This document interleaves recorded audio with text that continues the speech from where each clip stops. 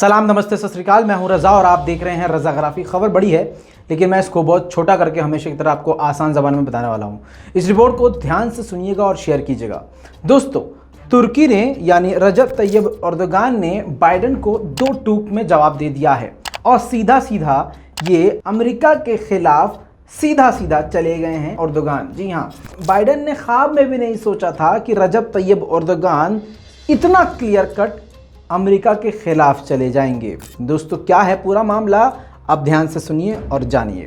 Biden से मुलाकात करने के बाद एर्दोगान ने बहुत सीधा सीधा संदेश दे दिया है और उन्होंने बयान जारी करके कहा है कि हम यानी तुर्की F-35 विमान को लेकर अपनी नीति को, अपने प्लान्स को, अपने नज़रिए को नहीं बदलेगा।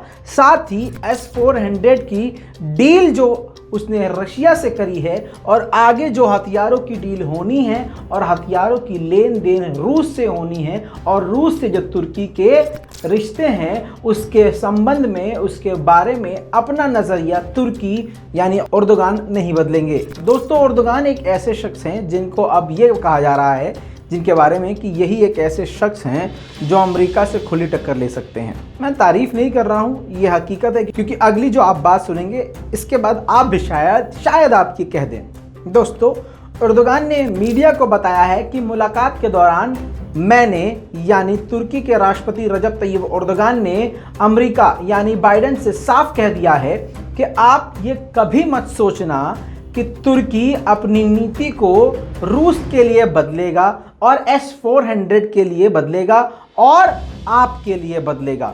जो उसकी नीति है यानी जो तुर्की ने कहा है तुर्की वही करेगा। जो तुर्की ने अपनी ज़ुबान से कह दिया है वो उसी पर रहेगा, उसी पॉलिसी पर रहेगा। सीधा सीधा मतलब ये है बच्चों को समझाने के लिए कि अमेरिका चिढ़ा हुआ है S-400 डिफेंस सिस्टम खरीदने की वजह से। किससे? तुर्की से।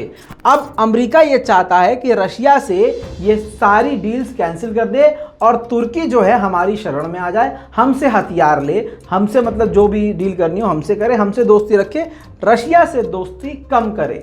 लेकिन इस बात को सीधा सीधा बाइडेन के मुंह पर ही एर्दोगान ने कह दिया है कि हम अपनी नीति को नहीं बदलेंगे। साथ में F-35 विमान जो है अमेरिका से खरीदना था तुर्की को, लेकिन वो पैसा लेके गबन करके बैठ गया है अमेरिका। ना वो तुर्की को फाइटर जेट दे रहा है, ना उसका पैसा लौटा रहा है। इस बात पर तुर्की ने कहा है कि हम अपने फाइटर जेट F-35 विमान जो है उसके लिए जो नीति है उसको हम नहीं बदलेंगे और आने वाले कुछ वक्त में हम अमेरिकी प्रशासन से मीटिंग के दौरान सीनियर अधिकारियों के सामने ये बात रखेंगे कि हमें हमारा फाइटर जेट दिया जाए, जिसके लिए हम पैसा ऑलरेडी दे चुके हैं। साथ में आपको बता दूं, नेटो के फाइटर डील से तुर्की को बाहर सिर्फ इसलिए निकाल दिया था क्योंकि रशिया से बेहद करीब तुर्की हो गया है और तुर्की और रशिया एक दूसरे के साथ रक्षा समझौता कर चुके हैं। इसी वजह से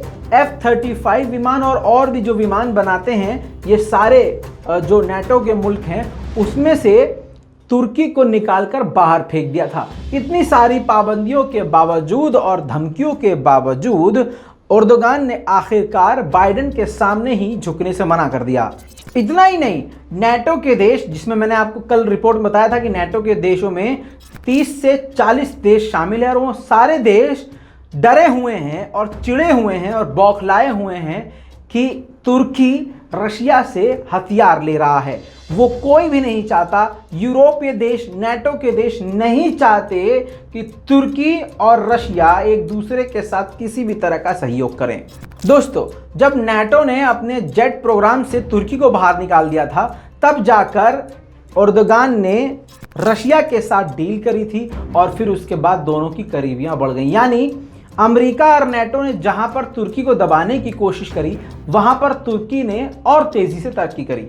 दोस्तों, इसी के साथ तुर्की ने अमेरिका पर आरोप लगाया और सीधा सीधा एर्दोगान ने कहा कि हमारे खिलाफ लड़ने वालों को यानी PKK यानी कुर्दिश लड़ाकों को हथियार अमेरिका देता आ रहा है और लगातार दे रहा है, जिसकी वजह से एर्दोगान काफ़ी ज़्यादा गुस्से में भड़के हुए नज़र आए और बाइडेन को सीधा सीधा उन्होंने चेता दिया कि आप ये काम कर रहे हैं। दोस्तों, नई बात नहीं है, ISIS जैसे आतंकी हो या बड़े बड़े आतंकी, उन सभी को हथियारों की सप्लाई अमेरिका करता आया है, क्योंकि अमेरिका इन सभी आतंकियों को आतंकी की नज़र से नहीं बल्कि अपने कस्टमर की नज़र से देखता है, क्योंकि अमेरिका का सबसे बड़ा आय का जो स्रोत है वो है आर्म यानी हथियार। जी हाँ दोस्तों, ये बिल्कुल आपने सही सुना, हथियारों की इंडस्ट्री इतनी मजबूत है कि अगर वो इंडस्ट्री चाहे तो एक ही रात में राष्ट्रपति को भी बदल दे, ऐसा खुद अमेरिकी मीडिया दावा कर चुका है।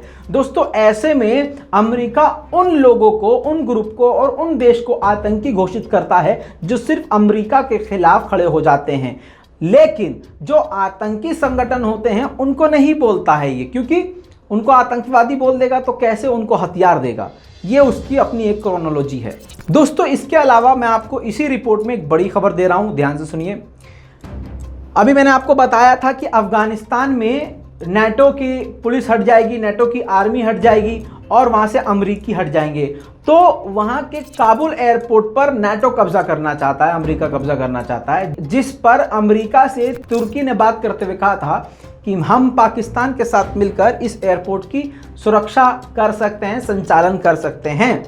इस पर जो है नाटो के हेड ने यह बात कही कि जब अमेरिका और नाटो के वहां से सारे सैनिक हट जाएंगे तो यहां पर जो मेन रोल होगा वो मेन रोल सिर्फ तुर्की का होगा। दूसरी तरफ पाकिस्तान ने तुर्की के इस फैसले का स्वागत किया है और कहा है कि तुर्की ने बहुत अच्छा कदम उठाया है, यानी पाकिस्तान पूरी तरह से तुर्की के साथ अफगानिस्तान के काबुल एयरपोर्ट पर निगरानी रखने को तैयार है, वहां का संचालन करने को तैयार है। दोस्तों तुर्की के मंत्रालय ने इस पॉइंट पर कई सारे अलग अलग बयान दिए हैं और कहा है कि इस मुद्दे पर बहुत अलग अलग रिव्यूज आए हैं। कई लोगों का कहना है कि नहीं, तुर्की और पाकिस्तान का एक साथ वहां पर होना ठीक नहीं है, लेकिन जो मेन बात है वो ये है कि भारतीय पॉलिटिकल स्पीकर मनोज जोशी ने अलग ही बयान दिया है। अनाडोलू को इंटरव्यू देते हुए उन्होंने कहा है, भारत की तरफ से कहा है कि पाकिस्तान और तुर्की अगर अफगानिस्तान के एयरपोर्ट की रक्षा और सुरक्षा करते हैं तो इसमें कोई बड़ी बात नहीं है, ये अच्छा है उनके लिए। मतलब हमें यहाँ उम्मीद थी कि इसका उल्टा बयान आएगा, लेकिन एकदम भारत की तरफ से पलट ही बयान आया है, जिसका स्वागत तुर्की ने किया है।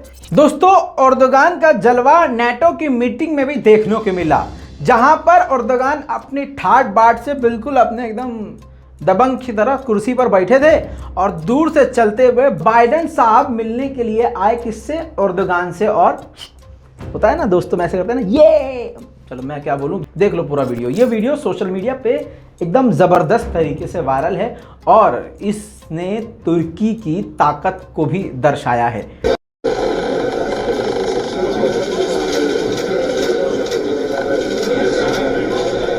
दोस्तों इस पूरी रिपोर्ट पर आपकी क्या राय है, कृपया करके अपनी राय कमेंट में जरूर लिखिए और इस रिपोर्ट को शेयर करना मत भूलें। मैं हूं रजा, आप देख रहे थे रजाग्राफी।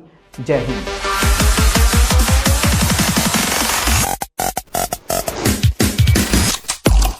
तेरा बाप आया।